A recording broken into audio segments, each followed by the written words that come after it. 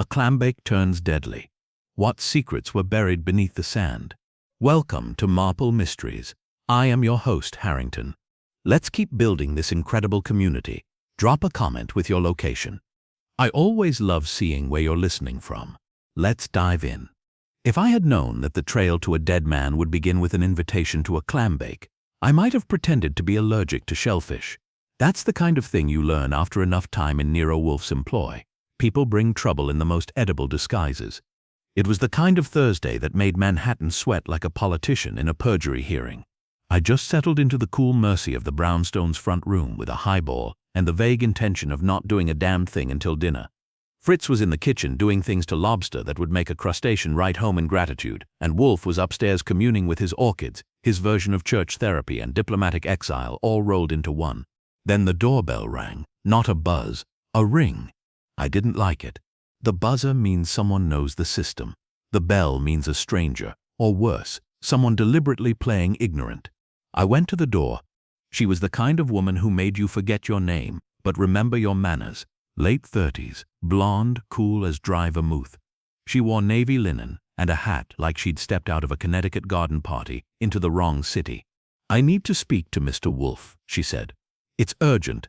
I was invited to a clambake this weekend. A man I once knew is going to be there. He shouldn't be."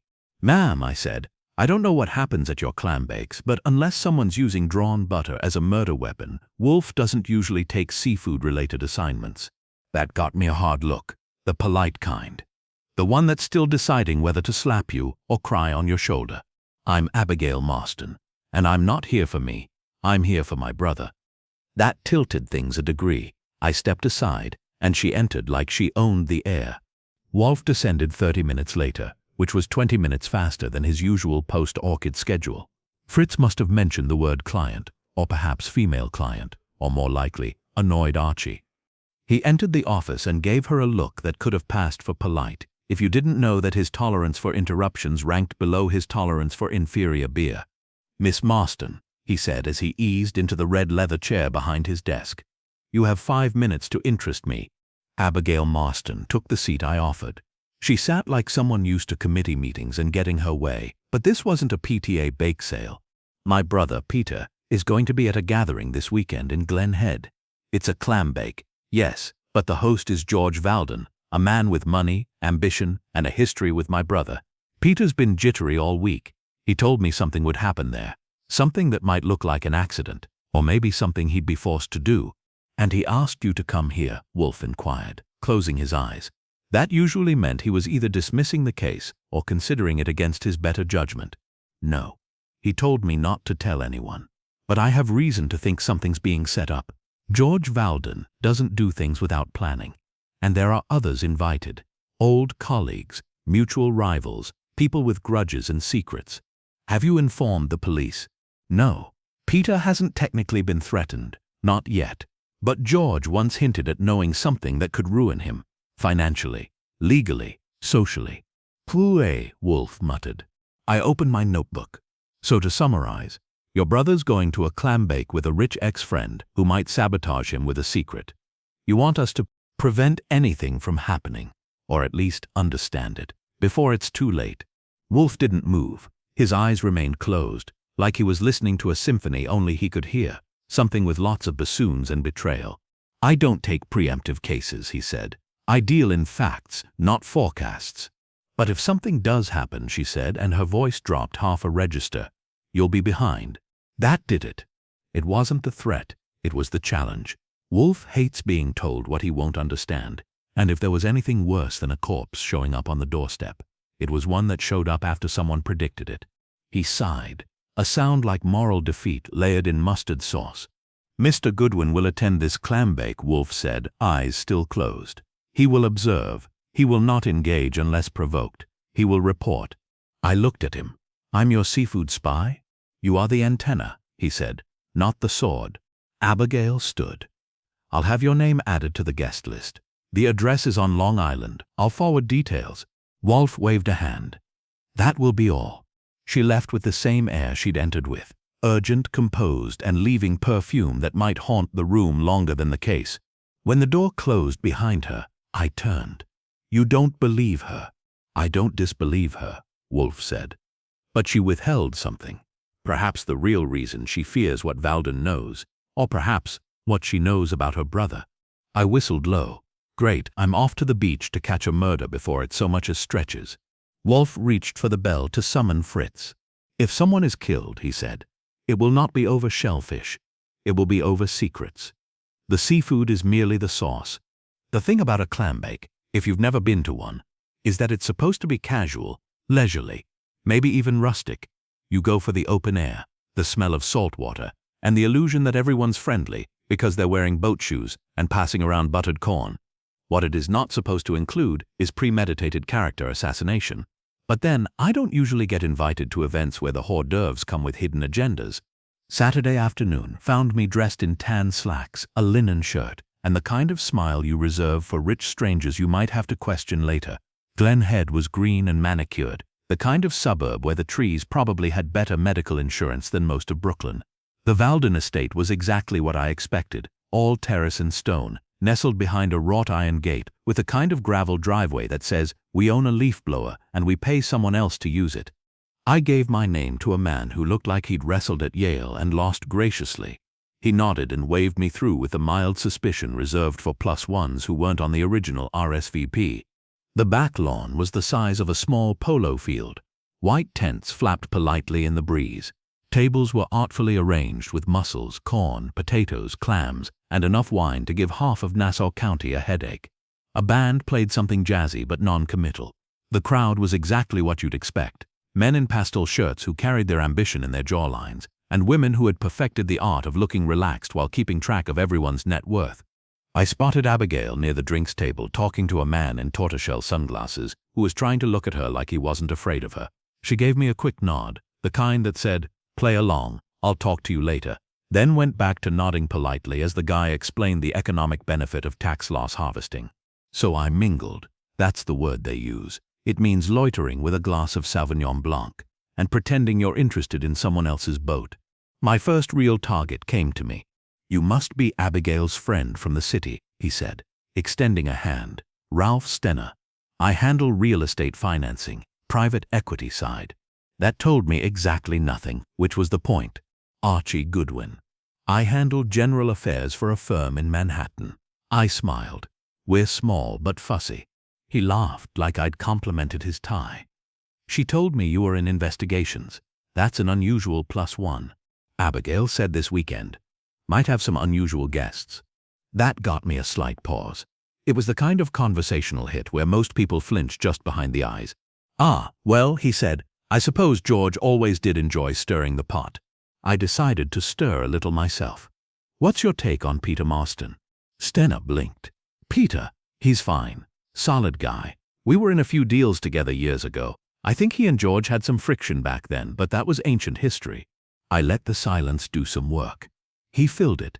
"Look, I don't know if Abigail told you, but George, he's not the sentimental type. He invites people to these things because he's curious what they'll do. He says a man's real nature shows up when he's full of salt, sun, and 3 glasses of wine. Sounds more like a social experiment than a party." Stenner gave me a knowing look. "Exactly." That earned him a mental sticky note.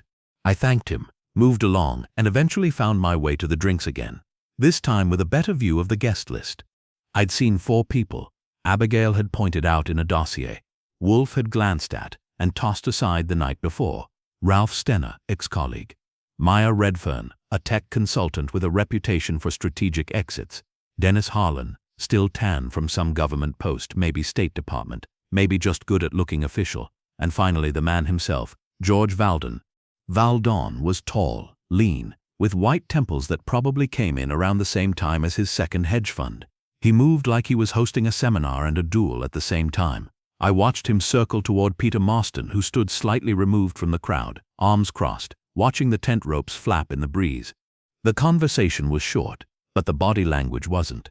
Peter didn't smile. He didn't lean in. And when George put a hand on his shoulder, Peter flinched. Not dramatically, but like a man who'd already decided something and didn't want to be touched. "I didn't get close. Wolfe always says the best way to observe a man is when he thinks you're ignoring him." So I circled instead, found a bench in the shade, and did my job, quietly cataloging every glance, every strained joke, every drink that got refilled too fast. By the time the sun began its slow descent and the band took a break, I'd made mental notes on 8 people. 6 of them were posturing, 1 was pretending, and 1, Peter Marston, was quietly coming apart. He disappeared for 10 minutes, I noticed. So did Abigail. She caught up with me by the garden fence. Her hat was gone, and her calm had a crack in it. "Did you see where Peter went?" she asked. "He was headed toward the path by the bluff. I'll check inside. He might have gone to lie down. He gets headaches when he's anxious." I didn't say anything, just nodded. It wasn't long before someone screamed. That's the thing about these places. People are always laughing or shrieking, and it's easy to miss the difference until someone drops their wine glass and starts running. They found him near the bluff, not at the bottom, not on the path, just off the gravel, behind the hydrangeas. Peter Marston was face down in the dirt with one shoe missing and a wine stain on his shirt that didn't come from a glass. I moved closer and saw it for what it was. Blood, not Pinot. By the time the ambulance arrived, it was too late. Peter Marston was dead. Abigail was white-lipped and silent. Valden called for another glass of wine before the police arrived. And me, I stepped away, pulled out my phone, and called the brownstone. When Wolfe answered, he didn't ask who it was, just said, "Well." I kept my voice level. "He didn't survive the seafood," I said. "Peter Marston's dead. Looks like a head wound. No witnesses. It's subtle, it's staged, and it smells like motive." Wolfe didn't curse. He didn't exclaim. He just said, "Then the game begins." And he hung up. The Nassau County Police arrived in exactly the way you'd expect them to. Late enough to make you wonder who tipped them off, and officious enough to remind you they hadn't been invited. They blocked off the bluff, poked around with the subtlety of a brass band, and asked everyone to stay put. A sergeant with sunburned ears tried to take charge of the situation and looked deeply aggrieved when he realized half the people on the guest list made more in a quarter than he'd see in a decade. They cordoned off Peter's body and muttered something about probable head trauma from a fall. I watched one of the junior officers point out a broken champagne flute nearby. Another picked up a linen napkin that looked too clean to be interesting and too conveniently placed not to be. It was the kind of scene where every detail felt like it had been set out just before curtain call. Valden, for his part, put on the host routine like it was a dinner jacket. He offered brandy, made a few deferential noises to the officers, and even mentioned discreetly that perhaps the remaining guests should start heading home for the evening. No sense in keeping them when the authorities were handling things. I took my cues, stepped aside, and found Abigail sitting on a stone bench beneath a trellis that couldn't decide whether it was ornamental or falling apart. Her hands were clasped too tightly for comfort, and her lipstick had faded somewhere between shock and silence.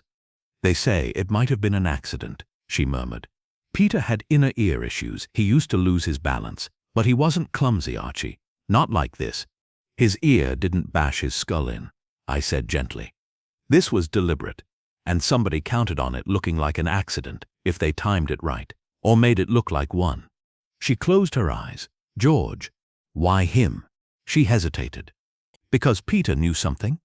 Or thought he did. He kept hinting that George had blackmailed someone years ago, that it was connected to an old investment scheme. He wouldn't name names, but he said it was tied to the way George got his first fund off the ground. Financial fraud, worse, manipulation. He said George had threatened to ruin a man's family if he didn't cooperate. Peter was vague. He was scared. That tracked. I'd seen scared. Peter Marston had looked like a man living in a constant countdown. Did he mention anyone else? Anyone George leaned on or leaned with? She shook her head. Only Ralph Stenner. Said he was there at the beginning, but Peter didn't trust him anymore. Ralph had played off the tension earlier with a little too much charm. I filed that away. A patrolman ambled toward us with the apologetic stiffness of someone assigned to interrupt. "Ma'am, we'll need a statement from you shortly. We're asking all guests to stay at least another hour. Your brother's, the deceased was found on your host's property, and we're treating it as suspicious." She nodded stiffly. The officer glanced at me. "Name: Archie Goodwin. Licensed investigator representing Nero Wolfe." The patrolman blinked. "That was common. You're working the case. Unofficially, until the family requests otherwise. But I've got eyes and a memory. You're welcome to use both." He grunted. Just don't interfere." "Wouldn't dream of it." He walked off, and I called Wolfe again. "I assume the police have begun their slow dance," he said by way of greeting. "Marston's death is suspicious. The scene was too neat, and everyone's got their faces on straight. Nobody's mourning, nobody's surprised. A performance, like curtain call at a tragedy, with an open bar. Valden's brushing off the cops and playing host. Stenna's smooth. Abigail's tight-lipped but honest. Marston was scared of something. That something killed him, and tried to make it look accidental." Wolfe let a long breath pass through the line. "Return, bring what you know, and have Saul begin inquiries into George Valden's financial history and associates, especially during his fund's inception." I nodded, then remembered he couldn't see me. On it. I drove back to the brownstone around 7, the car humming with summer heat and the faint stink of salt and suspicion.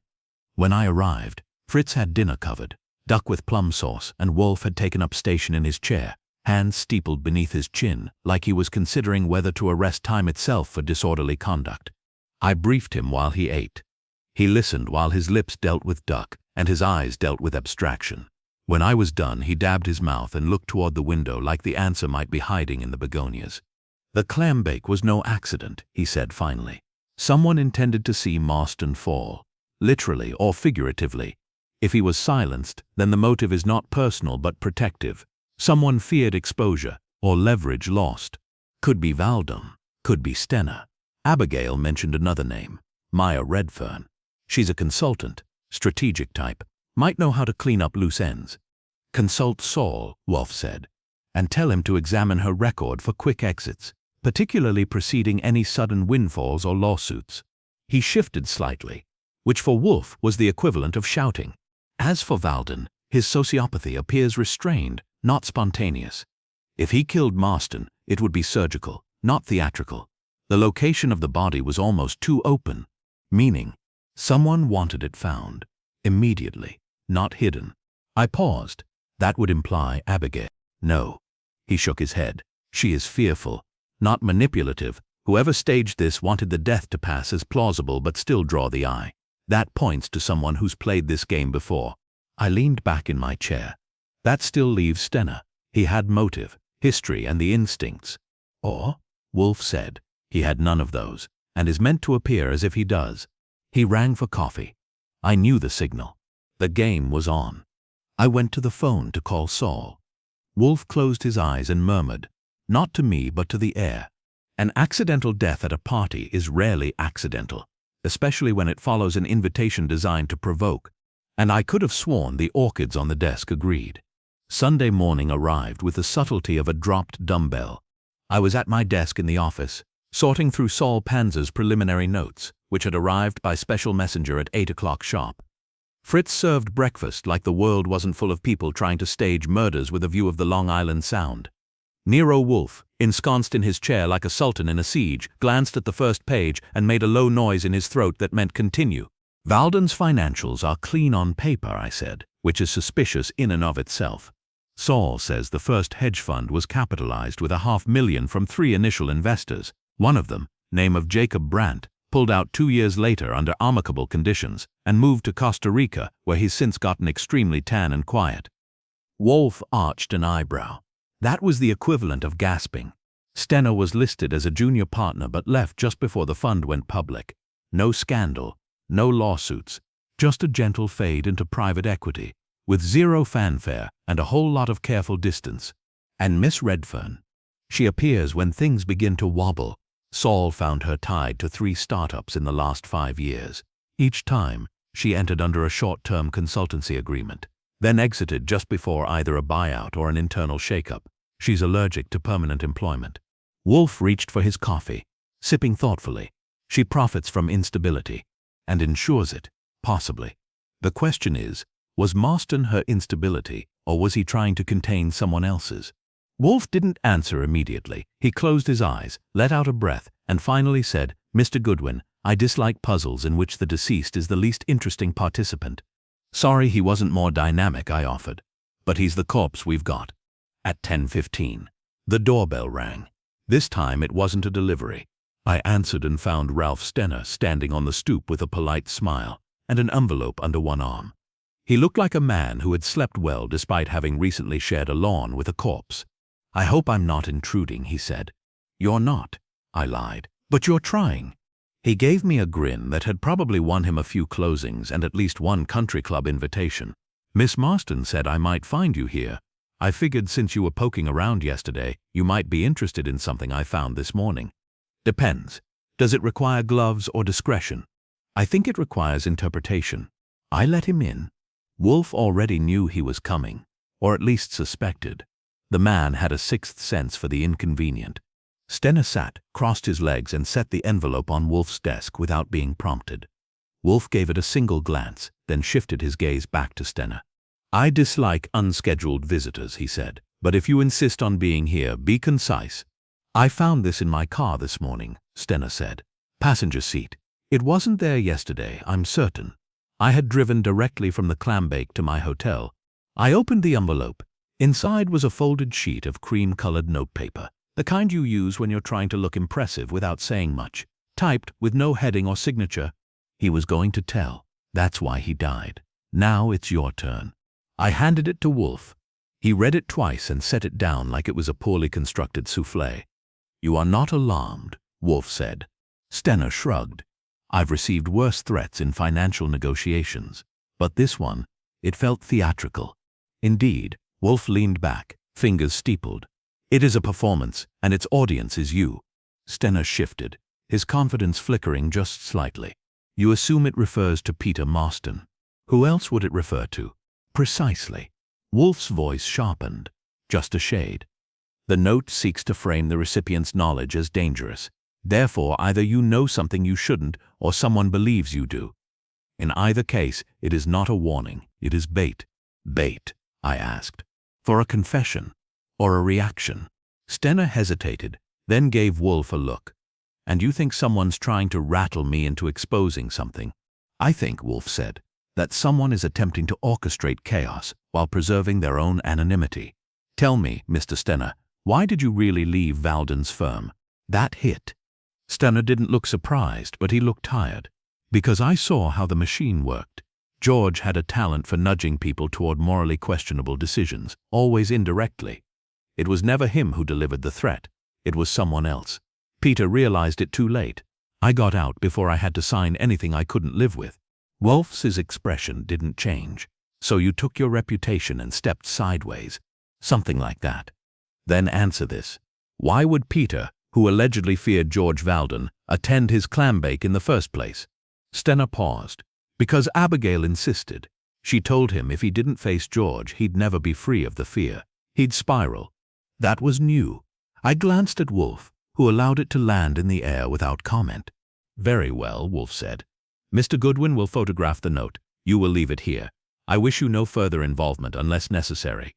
Stenner rose. "I hope it won't be." He left. Wolfe waited until the door shut, then said, "It will be." I crossed the room and pulled the note from its envelope again. "So either Stenner's our target, or he's being used as a decoy." "Correct," Wolfe said. "And we must now determine whether the hand that placed that note is the same one that ended Peter Marston. Which means someone got into his car last night." "Or earlier," Wolfe said, "and only intended it to be discovered today." I nodded. "I'll run prints. See if Saul can pick up anything from the stationery." "Do so. And instruct Saul to investigate the fourth name." "Maya Redfern." "No," Wolfe said. "Jacob Brandt." I blinked. "The Costa Rica retiree?" Wolfe smiled faintly. "A man who vanishes after a suspicious business arrangement and resurfaces only as a footnote must have left something behind, and we must now find it before our culprit does." The chessboard was no longer theoretical, and someone, somewhere, was already making their next move. It was past noon when Saul Panza called in, his voice as calm as ever, like he was just checking the weather rather than tracing the cracks in a long-buried scheme. "I got something," he said. "Jacob Brandt didn't just relocate to Costa Rica for the hammocks. He cashed out of Valdon's firm early, and the timing matches a sealed arbitration filed in Manhattan Superior Court. I had to grease a palm to get the docket number." "Sealed?" I asked. "Sealed and buried," he said. "But the metadata's clear enough. The petitioner was Brandt." "The respondent?" Veldon Financial. Arbitration never went public, but there's a line in the notes. Settlement reached under mutual non-disparagement, which means Veldon paid Brandt to shut up. Looks that way. Anything in Brandt's recent activity? Funny you ask. He sold a beachfront property in Guanacaste 3 weeks ago. All cash buyer, anonymous LLC, no forwarding address, which means he's either moving or hiding, or both. Saul's sigh had its usual mix of efficiency and fatigue. Want me to keep going? Absolutely. I hung up and turned to Wolfe, who had remained stone still for the past 45 minutes. He had not, by all appearances, moved anything except the lemon slice in his iced tea. He opened his eyes as I recapped Saul's findings. When I finished, he tapped one finger against the chair arm. Brandt attempted to expose something, was silenced, and vanished. Marston, years later, appears to have rediscovered or confirmed whatever it was, and now he too is dead. History repeating. No. Wolfe's voice was soft but cold. History. Reactivated. I sat. So we've got a motive, whatever Brandt was going to blow the whistle on. We've got Veldon in the crosshairs, but we don't have method or opportunity. Yet. He pressed the intercom button and summoned Fritz for coffee. That meant the brainwork was entering second gear. Who had the means to place the note? Wolfe asked. Someone who knew where Stenner's car was parked. Someone who stayed after things settled down. Maybe even someone who helped clean up. Which points to Maya Redfern. I nodded. She's slippery. Tech consultant. Could have handled logistics, known the layout, maybe even coordinated distractions. Then speak with her. Today. And say what? We think you left a threatening note in someone's car. Care to comment? Say what you must. Improvise. Wolfe, she's smarter than that. Then be smarter. That afternoon, I paid a visit to Maya Redfern's apartment, a clean-lined duplex in Soho with big windows and no clutter. She answered the door in soft slacks and a sleeveless blouse, with a calm smile and the kind of haircut that screams I don't explain myself to people who haven't been briefed. Mr. Goodwin, she said, you're quicker than I expected. I raised an eyebrow. You expected me? Not you, specifically, but someone. Peter's death makes things inevitable. Inevitable's not the word I'd use. Suspicious works better. She stepped aside and let me in. The space smelled faintly of lavender and glass cleaner. She pointed me to a chair and poured mineral water into a glass without asking. I didn't drink it. Did you know Peter well? I asked. Well enough to feel sorry for him, she said. He was the kind of man who wanted to do the right thing once it became convenient. Is that a compliment? It's a diagnosis. And George Veldon? She smiled faintly. He doesn't change. He delegates ruthlessness. That's why people admire him, and why Peter feared him. Peter feared the whole house of cards. He thought if one more lie came out, it'd all collapse, and he'd be buried under it. I studied her. What about Ralph Stenner? Careful, competent, and not quite as uninvolved as he wants to appear. Did you see anything unusual the night Peter died? Besides a man dying near a flower bed, no. Before that, she considered. He went for a walk. He didn't want to stay long. He said it felt like a trap. I leaned forward and did it. Of course, she said. That's what George's parties are. Controlled traps. Do you know who placed a note in Stenner's car warning him he was next? Her lips didn't move for a second too long. No, she said finally. But it wasn't me. That's not the same as denial. She gave me a level look. Would I really be that clumsy? A typed note? A car seat? I'm not in high school, Mr. Goodwin. I stood. No, you're not. You're in something else entirely. As I left, she said, Peter's death won't be the last if you let the wrong person control the story. That evening, back at the brownstone, I laid out the details. She's cool as nitrogen, I said, and about twice as evasive. Did she lie? No, I said. She sidestepped. Better than most. She has no incentive to kill Marston, Wolfe said, unless she believed he would implicate her directly, or unless someone else made it look like she did. Wolfe pressed his fingertips together. The note. What about it? It was typed, cream paper. Expensive but common enough. But who owns a typewriter? Typewriter. There are subtle irregularities in spacing. Saul confirmed. It wasn't a printer. It was typed. That stopped me. Which means someone went out of their way to make it look untraceable, I said. or to trace it to someone unlikely. Wolfe reached for his notebook, wrote one word in block letters, turned it to me. Abigail. I stared. She doesn't have motive. No, she has grief and fear and possibly guilt. She loved her brother and perhaps feared what he might do, what he might say. You think she killed him? I think, Wolfe said, we should find out who in that circle still owns a typewriter and then summon them all here tomorrow. I paused. The office gathering? He gave a single, final nod. The time for maneuvering is over, he said. Now we force revelation. And just like that, the trap was reset, this time by Nero Wolfe. Monday came with a humid edge to the air, the kind that made the pavement sweat and tempers tighten. Fritz served chilled asparagus soup and broiled trout for lunch, which Wolfe accepted without commentary, always a sign that his mind was elsewhere. Mine was on the fact that by that evening, we'd have a room full of suspects under one roof, and only one of them could be responsible for a death staged to look like clumsy misfortune. Wolfe, however, was not concerned with emotional dynamics or human discomfort. He was concerned with the typewritten note and the implications buried in it, like bad wiring behind good wallpaper. At 10 that morning, Saul arrived at the brownstone. He was carrying a slim brown folder, and his usual calm. I ushered him into the office, and Wolfe greeted him with a minimal tilt of the head. Saul opened the folder and passed Wolfe a short report. 3 typewriters, all confirmed, he said. Valden has a Hermes 3000 in his study, mostly decorative. Abigail Marston has a Smith Corona Classic, vintage, functional, and used, apparently, to write letters to Peter over the years. Ralph Stenner owns a portable Royal, but it's in storage and hasn't been touched in years. Maya Redfern, nothing, strictly digital. Wolfe murmured, a Smith Corona. Saul nodded. The note found in Stenner's car was typed on a Smith Corona, model and typeface match. I blinked. So Abigail wrote it. That's what someone wants us to think, Wolfe replied. Or she actually did, I said. She had access. She had motive, if she feared what Peter might expose, or if she thought someone else would be next. Wolfe's eyes narrowed, not in disagreement but in concentration. She also had opportunity. She remained after the guests dispersed, under the pretext of searching for Peter's cufflink, which was allegedly missing. Cufflink, I said.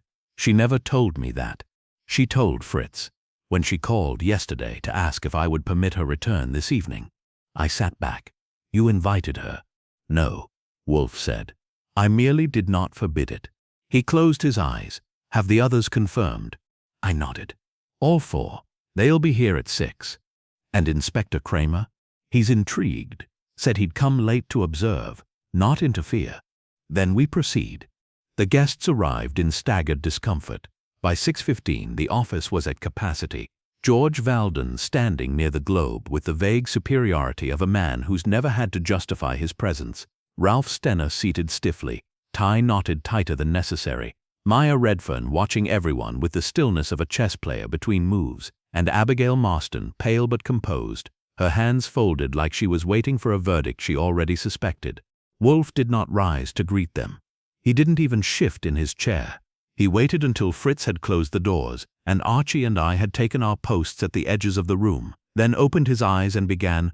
You are all here because a man is dead, he said, his voice unhurried and exact, and I intend to determine which of you made that necessary.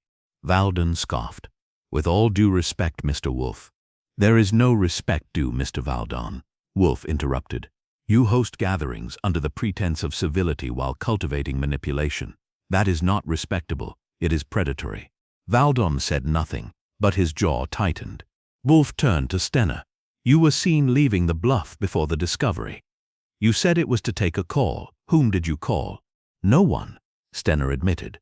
I just needed air. And the note in your car? I didn't write it. You did not. It was typed on a Smith Corona, belonging to Miss Marston. All eyes turned to Abigail. She did not flinch. I didn't write it either, she said quietly. I didn't even know it was missing. Wolfe nodded. That I believe. Valden snorted. This is absurd. If she didn't write the note, who did? Maya Redfern, Wolfe said. Maya's eyes flicked once, briefly toward Abigail, then back to Wolfe. You said I didn't own a typewriter. You don't. But you borrowed one. From Abigail. 2 days before the Clambake. You told her it was for a project you were helping Peter with. I never said that. Miss Marston, Wolfe said. Did she ask? Abigail swallowed. Yes. She said Peter needed to send a personal letter. He wanted it typed. There was no letter, Wolfe said. There was a plan to deliver a warning, disguised as an anonymous threat to Ralph Stenner, to push him into a reaction, either a confession or panic. Stenner glared. I didn't confess because there's nothing to confess. I know, Wolfe said simply. You are innocent. Stenner blinked. Wolfe continued. Miss Redfern orchestrated the scene. She helped lure Peter into confrontation. She typed the note to suggest Abigail's involvement, ensuring suspicion would be divided. She moved easily during the event, facilitating distractions and managing perception. Maya said nothing. Why? Wolfe asked her directly. She smiled faintly. Because Peter was about to go public. He'd spoken with Brandt in Costa Rica. He was preparing to reveal that Valdon's original fund was seeded with insider data stolen from the Treasury Department via Dennis Harlan. Remember him? The one not at the party? He's retired now quietly, but he was the connection. Wolfe nodded. So you silenced Peter. Maya looked at Valdon. He paid the price for your legacy. Valdon stared at her. You said he'd back off. He didn't, she said. And neither will Mr. Wolfe. Kramer entered the room then, right on cue. He'd been waiting in the front hall for Wolfe's signal. Miss Redfern, Wolfe said, without looking back, you are under arrest for the murder of Peter Marston and for the attempted obstruction of justice via forged threat. Inspector. Kramer stepped forward, cuffs already in hand. Don't mind if I do. Maya didn't resist. She turned once to Abigail, gave a look that might have been regret or triumph, and said, You gave me the machine. Abigail looked away. After they were gone, the room emptied in silence. Wolfe sat motionless until Fritz brought his beer and the last plate of trout. You could have warned me, I said, that it was her. I warned you it was someone clever, he replied. We ate in silence.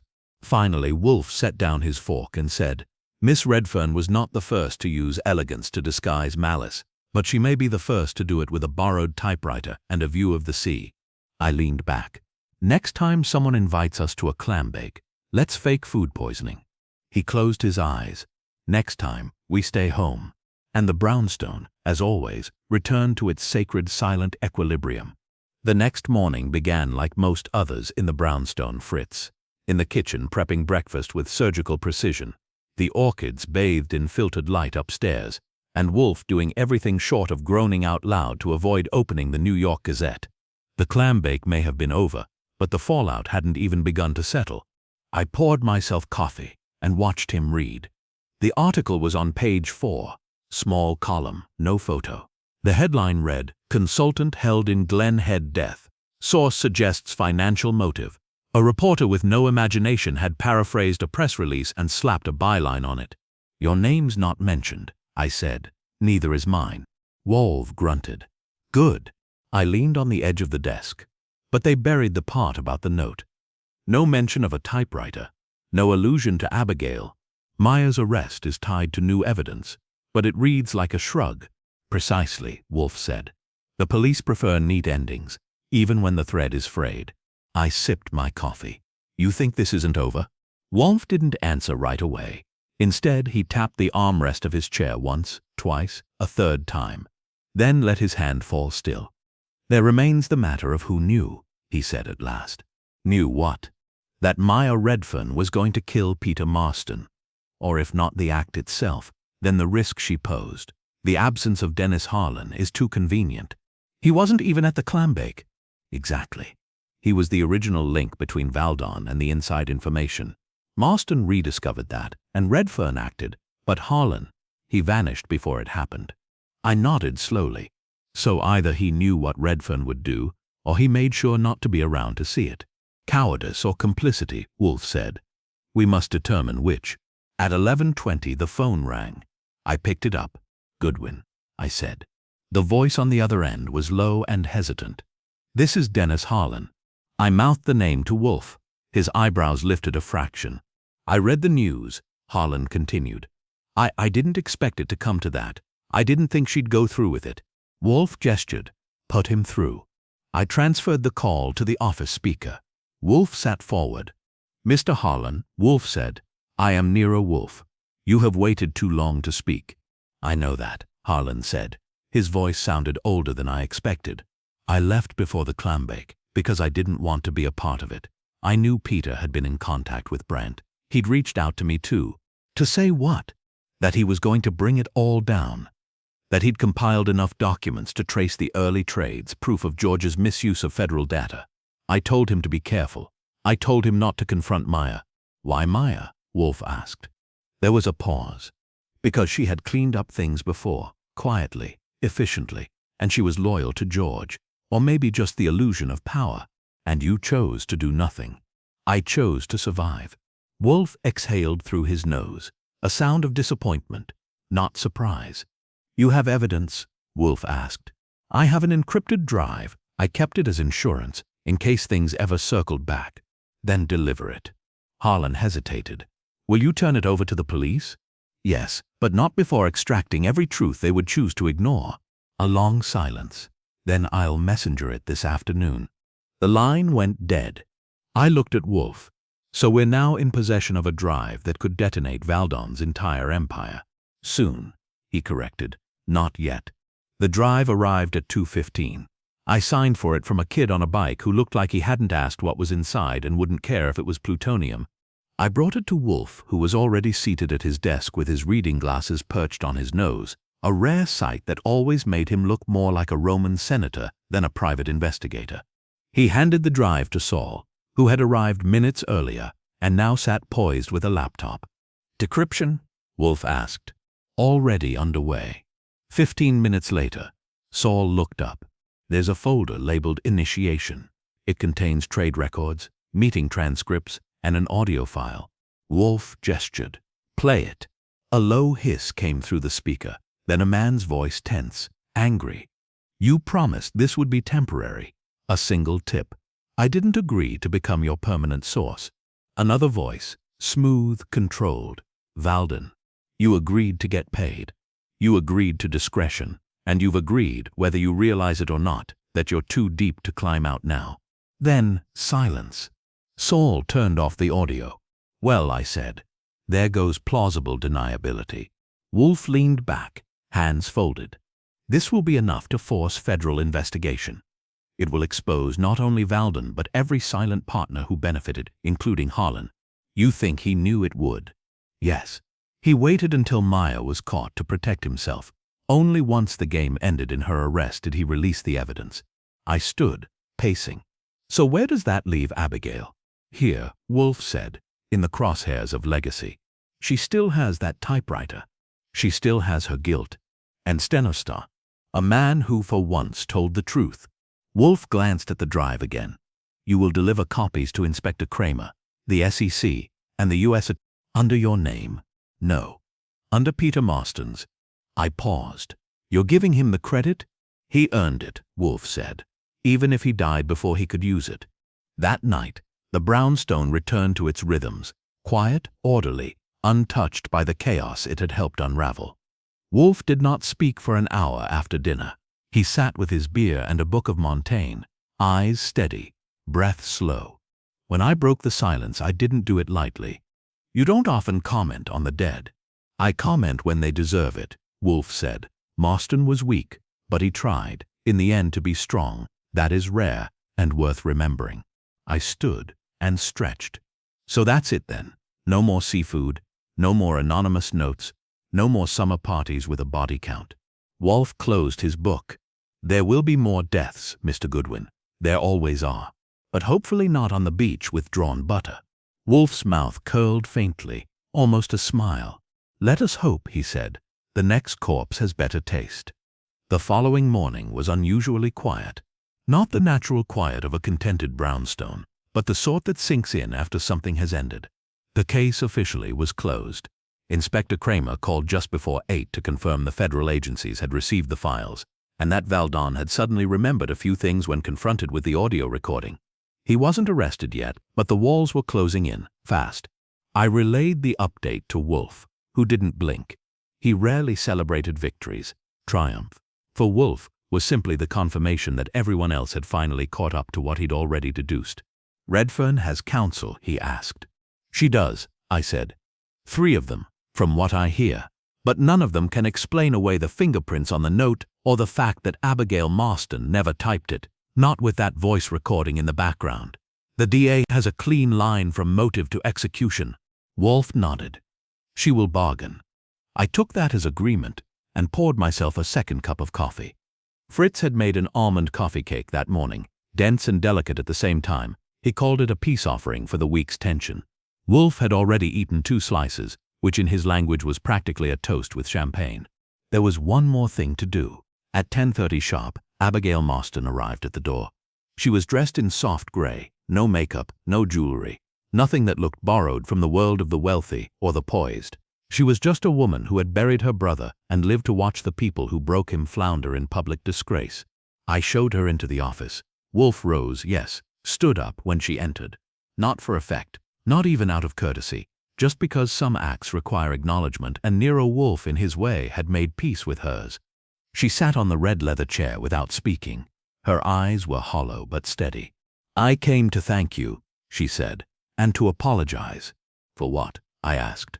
For believing, even for a moment, that I could stop it, that my silence would somehow protect Peter. You weren't the one who failed him, I said gently. No, Wolfe said, but you permitted him to go alone. That, Miss Marston, was an error. She accepted the reproach without protest. He wanted to handle it. He thought exposing Valden would redeem him. And instead, Wolfe said, he became the instrument of his own silencing. Abigail looked down. You know she used me. Yes. She came to the apartment and asked to borrow the typewriter. She said Peter was writing something private, something heartfelt. I believed her because I wanted to believe her, and because she said it was a surprise, and Peter never surprised anyone. You are not the first to aid a killer, unintentionally, Wolfe said. Nor will you be the last. But the question is what you will do with the knowledge now. She nodded slowly, then reached into her bag and produced a letter. Peter had mailed this to me. It arrived yesterday. She placed it on Wolfe's desk. He didn't touch it. It's not a confession. It's a list. Names, companies, transactions. He sent it in case anything happened. He said if it came to me, it meant he didn't make it. I picked it up and scanned it. It was neat, almost painfully so. Dozens of names, some we'd seen in Saul's reports, some that had been buried in legal shells and holding firms. The letter tied them together with one phrase at the bottom. George was never alone. He just looked that way. I passed it to Wolfe. He read it slowly, silently. He knew more than he said, I murmured. He always did, Abigail replied. That was his problem. Wolfe handed the letter back. You must give this to the Department of Justice. I will. We sat in silence for a moment. Then Wolfe said, almost absently, he was afraid, your brother, but he acted. That is more than I can say for most who are frightened. Abigail stood. Thank you for giving him back what little dignity the world had taken. He gave it. Wolfe corrected. I merely arranged the room. She left quietly. The front door closed with a soft finality that echoed down the hall. By lunch, the house had settled into its usual orbit. Wolfe was finishing a book on early botanical explorers. Fritz had made a quiche, so precise you could have used it to measure angles. I cleaned out the files from the Clambake case and sent a few final documents to Saul for archiving. Just after 2, the phone rang again. I answered out of habit. Mr. Goodwin. It was Ralph Stenner. I won't take much of your time. You already are, I said, but not unkindly. I wanted to say thank you for believing me, or at least not assuming the worst. You're welcome, I said, but for the record, we assume the worst about everyone. It's just a matter of how long it takes to rule them out. He laughed softly. Fair enough. I'm leaving New York for a while. I've had enough of billionaires and buried secrets. Do something simple, like raising wolves or starting a vineyard. Something like that. He hung up. I reported the call to Wolfe, who grunted in a way that said, let him go. He's not our concern anymore. At 4 I found Wolfe in the plant rooms. The orchids were bathed in pale sunlight, and he was watering with the slow reverence of a man tending a shrine. I didn't interrupt. You don't talk shop in the sanctum. When he returned to the office just before dinner, he poured himself a glass of beer and leaned back in the chair like he hadn't just disassembled a high-stakes deception and pointed a finger at a killer using nothing but logic and provocation. I sat across from him. We didn't speak for a full minute. Then I said, "So what did we learn?" "That elegance is no shield," Wolfe said. "That guilt can be disguised as service, and that typewriters, like people, often betray their owners." I grinned. "Also, seafood and secrets don't mix. That is a vulgar reduction, but accurate." He took a sip of beer. "Very well, then let it stand." The room was quiet again. Outside, Manhattan went on humming, unaware of how close it had come to another name on the ledger, another silence wrapped in civility. But here in the brownstone, the air was still, and dinner, as always, was on time. The next day dawned soft and gray, the kind of overcast that flattened the city's usual edge. You could almost imagine Manhattan as a painting instead of a racket. It was also the first day in nearly a week that the phone didn't ring before breakfast, and no one knocked on the door with desperate eyes and deeper secrets. Wolfe stayed upstairs until 11, tending to his orchids with renewed, almost jubilant diligence, though Wolfe's version of joy is still silent, irritable, and prefers not to be looked at. I, on the other hand, was in the office with a pen in one hand and a folder marked Valden in the other, working through a list of follow-ups. The case was over in name but not in echo. Maya Redfern was still being processed through the system. Valden was juggling lawyers and leaking credibility by the hour, and the DOJ had launched what they called a preliminary inquiry, which meant subpoenas disguised as invitations to brunch. Wolfe came down promptly at 11:15, stepped into the office, and lowered himself into his chair with the casual finality of a man settling in for a chess match with the world. "You've spoken to Saul this morning?" he asked without preamble. 10 sharp, I said. "He's meeting with an SEC analyst this afternoon, someone who's interested in the Marston list. They're calling it a potential roadmap for a racketeering probe." Wolfe said, eyes closed. "And the audio recording's been verified," I added. "Chain of custody is clean. Harlan hasn't surfaced since he sent the drive.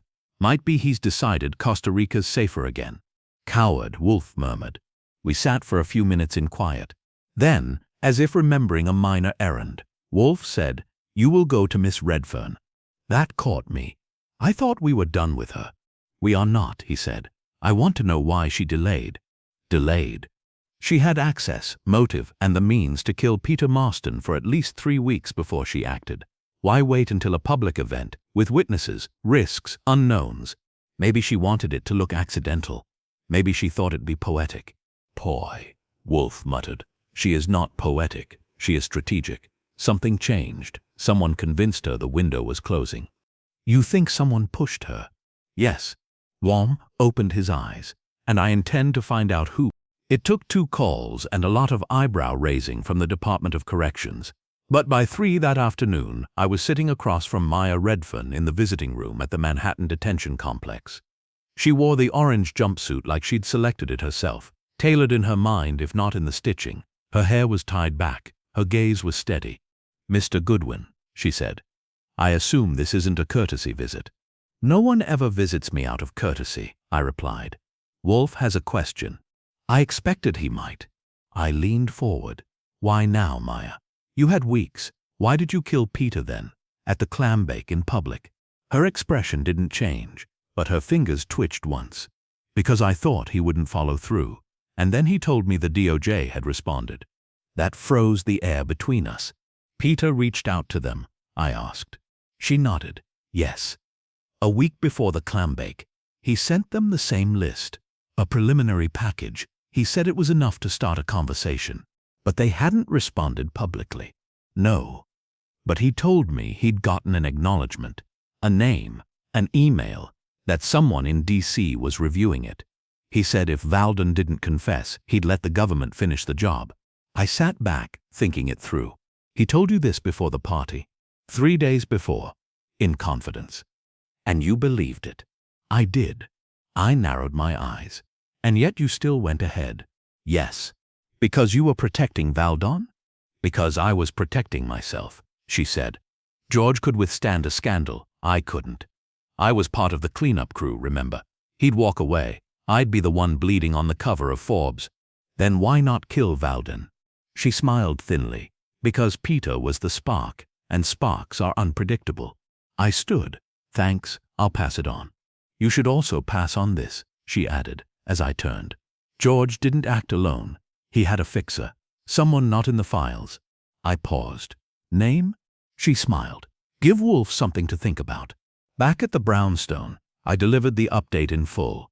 Wolfe listened, of course, without interrupting, though his fingers drummed lightly against the arm of his chair as I spoke. She killed him because he got traction, I said. He wasn't just threatening to blow the whistle. He had. She panicked, saw the house of cards tilt and pulled the trigger before someone else did. Logical, Wolfe said. And the fixer? A loose thread. Unacceptable, he said. The room fell quiet. Then Wolfe said, contact Saul. Have him trace every communication Marston had in the last 10 days. Emails, calls, visitors. If someone responded from the Department of Justice, there will be a name. And the fixer? We will find them. If not through Wolfe, then through fear. The other players are frightened now. They will betray one another. I nodded. It's not over. No, Wolfe said. It is merely disarmed. That evening, I found myself in the kitchen with Fritz, which is like being backstage during a ballet. Quiet, graceful, and full of boiling danger if you speak too loud. I hear the case is resolved, Fritz said, garnishing a duck breast with candied orange peel. Mostly, I said, but the rot goes deep. It always does, he said. That's why we trim before roasting. I returned to the office and poured myself a drink. Wolfe was seated as always, content, unreadable, slightly brooding. He held the Marston list in one hand, the names lined like gravestones on a field of white. He tried, Wolfe said finally. Peter Marston. He tried to correct what others denied. And he paid for it. As many do, Wolfe said, but not always in vain. We sat in silence again. Then I said, so what happens next? Wolfe looked at me, and for once he answered without pomp. We wait, he said, and we listen. And if another body turns up, then, he said, we resume. Dinner was served at 7. The brownstone was quiet again. But beneath the stillness I could feel it, the next case, somewhere out there already casting its first shadow. It was Thursday evening when the last piece fell into place, not with a bang, but with the faint click of an envelope being opened. It was in the office, filing away the last of the Valdon documents into our client-turned-evidence cabinet, when Fritz came in with the mail. He handed me the stack, half junk, one bill, and a letter in a gray envelope with no return address. Thick, expensive stock, handwritten, Wolfe's name on the front in precise upright capitals. Anonymous fan mail, I muttered, flipping it over. Wolfe, who had just set down his second glass of beer and was contemplating a plate of sliced tongue and mustard greens, raised an eyebrow. It is unopened, Mr. Goodwin. Kindly refrain from commentary until you've read it. I slit the envelope and pulled out a single sheet of paper. There were only 3 lines on the page. Peter wasn't the only one. Brant talked too. You'll find him in the water below his villa. That's where secrets go when they're done talking. I read it again, then handed it to Wolfe without a word. He read it once, slowly, then a second time, then folded the page neatly and set it on the edge of his desk. That, he said, was the final move. You think it's legit? I think, Wolfe said, that it is too restrained to be a bluff. Whoever sent it wanted confirmation, not alarm, and they've confirmed more than they realize. Jacob Brant, I said. Dead? If the letter is accurate, yes. If it is a deception, then Brant is either hiding or has been silenced preemptively. Either way, it confirms a fear I have harbored since Harlan's retreat, that this was never about Peter Marston alone. He was merely the latest to stand too close to the truth. I dropped into the chair across from him. So Redfern was the knife, but someone else held the map. The fixer she mentioned. Yes, Wolfe said. Someone who has not appeared in any report, left no signature, but is still active and watching, which makes them dangerous. Wolfe closed his eyes, thinking. I waited. Have Saul verify Brant's status, he said. If Costa Rican authorities find a body, we will know the message was not a warning but a statement. And the sender? I do not yet know, but they've overplayed their hand. I frowned. How so? Wolfe tapped the envelope. This letter assumes its target is reactive, but I am not. He rang for Fritz and asked for coffee. Strong, hot, and precise. That meant Wolfe was beginning to thread the line back through the maze. By Friday morning, Saul had his answer. I took the call just after 7. Body was found off the coast, he said. Local fishermen pulled him in last night. No ID on him, but the villa's locked up and the passport inside matches Jacob Brandt. Same birthday, same face. I closed my eyes. So it's true. Looks that way, Saul said. Cause of death's listed as drowning, officially. But the neck has bruising. Someone made it look like a swim that went wrong. Fixer, or a ghost, Saul said. But someone who wanted a loose end to stay tied permanently. I thanked him and relayed everything to Wolfe as Fritz brought in breakfast. Wolfe didn't react at first. He buttered his toast, took a sip of coffee, then said, "Call Kramer. Inspector Kramer. Tell him the Costa Rican authorities will shortly send an advisory to Interpol. It will match a death to an American financial whistleblower. He'll want to be briefed in advance. And after that," Wolfe looked at me. "We wait." I made the call. Kramer, gruff and half-shaved, muttered something about needing a vacation and asked me to forward everything to his desk by noon. He didn't say thank you, but that was par for the course. The weekend passed with no more letters, no more corpses, just silence. But it wasn't the peaceful kind. It was the kind of silence you get after someone turns off a machine that's been humming just long enough for you to forget it made noise in the first place. On Sunday evening, I found Wolfe in the plant rooms, not with the orchids but by the far shelf, inspecting his rare South American varieties. He didn't look up when I stepped in. "You've been quiet," I said. "I've been watching," he replied. "For what?" "For absence." That sounded cryptic, but I let it hang. When we returned to the office, he motioned for me to sit. "You will write a memorandum," he said, "for our private records. On the unnamed fixer, the pattern, the shift from direct pressure to invisible influence. This is not a client matter, it is not evidence, but it is a phenomenon worth documenting. You think they'll surface again? I think," he said slowly, "that when power retreats into shadow, it does not sleep, it prepares." That wasn't paranoia, that was observation. "Great," I said. "So now we're watching for phantoms." "No," Wolfe corrected. "We are acknowledging that the world prefers ghosts to witnesses." Monday arrived with no more bodies, no more calls, and mercifully, no seafood. Fritz made veal cutlets with sage and lemon for lunch, and Wolfe declared it sufficient. That was practically applause.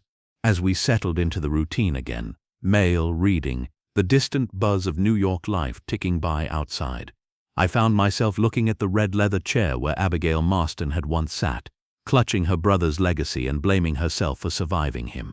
"She won't recover easily," I said. "No one does," Wolfe said. "But she now understands that silence is not safety." "And Valdon?" "He will fall," Wolfe said. "His fortress is already cracking. The markets will finish what we began." "And Redfern?" He sipped his beer. "She will learn the difference between efficiency and morality. Perhaps too late." I stood, stretched, and walked to the window. "So we solved it," I said. "And it still doesn't feel finished." "That," Wolfe said, "is how you know it mattered." I looked out at the street, at the summer shadows stretching long over the sidewalk, then turned back. "You know, it started with a clambake." "It started," Wolfe said, "with a man who couldn't forget what he knew. We left it there. The brownstone was quiet, but the world, somewhere just beyond the door, was still turning, still hiding, still full of people who believed the truth could be buried under enough wealth, charm, or distractions. And when they were wrong, they came here. Tuesday brought rain, not the heavy, cinematic kind that dramatizes city skylines, but a steady, tapping drizzle that turned sidewalks to smudges and left the air smelling like metal and moss. It was the kind of day Wolfe preferred, too wet for unnecessary visitors, too gray for social theatrics, and just damp enough to encourage staying inside with a good roast and better reasoning. Fritz served duck confit with lentils and a red wine reduction that would have gotten applause in any Parisian arrondissement. Wolfe praised it with a nod and nothing more. Anything verbal would have been unseemly. I just finished clearing the office of yesterday's clippings when the call came. Inspector Kramer, sounding as irritable as a man can be while admitting he owed us something. "Interpol confirmed," he said. "Brandt was murdered. Signs of ligature on the neck, no water in the lungs, died before he hit the tide." "So the letter was legit?" "Yeah," Kramer said. "But we've got nothing on who sent it. No prints, no surveillance, no postage. Just a ghost with good stationery and worse timing." I didn't say it out loud, but Wolfe's expression said it for both of us. Someone wasn't just cleaning up. Someone was sending a message. When I hung up, Wolfe didn't look up from his book. "That," he said, "is the last move we will witness." "You're certain?" "Yes." He set the book down carefully. "The fixer, whoever they are, has succeeded. There are no more witnesses, no more lists. The final threats have been carried out. Redfern will rot in prison. Valden will fall by financial attrition. And the rest, those who watched, profited, and disappeared, they will go on. For now." I leaned back in my chair. "So we win the round, but not the war." "Life is not a war," Wolfe said. "It is a series of contained battles with varying definitions of victory. You should embroider that on a pillow." He didn't respond. He was watching the rain beat against the window glass, the way someone watches a storm, not with fear, but with understanding. I stood and crossed to the filing cabinet. I pulled the folder marked Marston, Peter, and slipped it into the locked drawer. Case closed in paperwork, if not in spirit. "You never said what you made of him," I said. "Marston? Yeah." Wolfe hesitated. Then, "He was a man who made a mistake, recognized it too late, and still chose to act. That is not admirable, it is essential. Without such men, the world belongs to Valden. And with them." Wolfe took a sip of beer. "The world still suffers, but with clarity." That was the final word on Peter Marston. He would not get headlines or vindication in the eyes of the masses, but he would have his name in our files, and in Wolfe's memory, which was something far harder to earn. There was nothing left to do but resume the business of being what we were. One large man who refused to move, and one smaller one who moved too much. Both of us arranged like a working contradiction. The city outside the brownstone kept turning, chaotic, cruel, colorful. But inside, order had been restored. Fritz brought in the coffee. The orchid stood untroubled upstairs. And Wolfe, already immersed in a fresh volume of Roman Stoic philosophy, murmured without looking up, "The dead, Mr. Goodwin, are best honored not by mourning, but by refusing to join them in silence." I nodded, reached for my notebook, and began the next blank page.